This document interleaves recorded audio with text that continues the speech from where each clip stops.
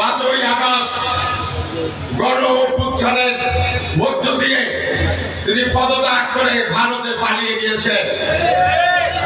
বাংলাদেশে এখন অন্তর্বর্তীকালীন সরকার আজকে দেশ শাসন করছে, পরিচালনা করছে। এই অন্তর্বর্তীকালীন সরকার বাংলাদেশে অবাধ সুষ্ঠু নির্বাচন দিতে চায়, যে নির্বাচনে সমস্ত রাজনৈতিক দল এবং আন্দোলনের সমস্ত দল তারা অংশগ্রহণ করবে। কিন্তু আমরা দেখতে পাইতেছি যে আগামী ফেব্রুয়ারি প্রথমার্ধে যে জাতীয় সংসদ নির্বাচন হবে, সেই নির্বাচন নিয়ে ষড়যন্ত্র চলছে। একটি দল তারা কখনো পিআর করছে। পিআর কি জিনিস এই বাংলাদেশের শিক্ষিত মানুষ যেমন বোঝে না, এই বাংলাদেশের জনসাধারণ বোঝে না। পিআর সম্পর্কে বাংলাদেশের মানুষ ওয়াকিবহাল নয়।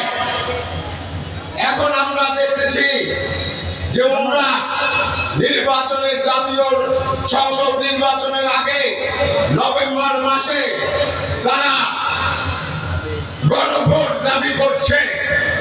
এটা একটা ষড়যন্ত্র, এটা বাংলাদেশের নির্বাচন নিয়ে ষড়যন্ত্র। বাংলাদেশের মানুষ এটা মেনে নেবে না। ষড়যন্ত্র করে কোনো লাভ নাই। বাংলাদেশের মানুষ এই ষড়যন্ত্র রুখে দাঁড়াবে এবং নির্দিষ্ট সময়ে নির্বাচন হবে ইনশাআল্লাহ।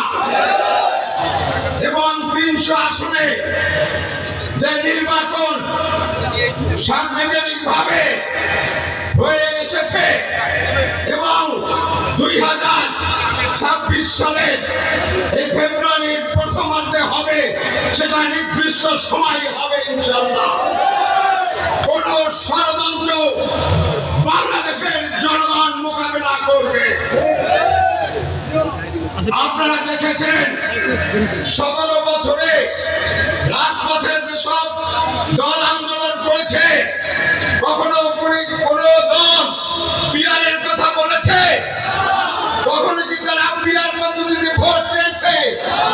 তারা চেয়েছে বাংলাদেশে অবাধ সুষ্ঠু নির্বাচন হয়, সকলের অংশগ্রহণে, সকলের শান্তির প্রিয় জনগণ যাতে তাদের যার যার ভোট তার তার পছন্দ মতো মার্কায় দেবে, এটাই আশা করে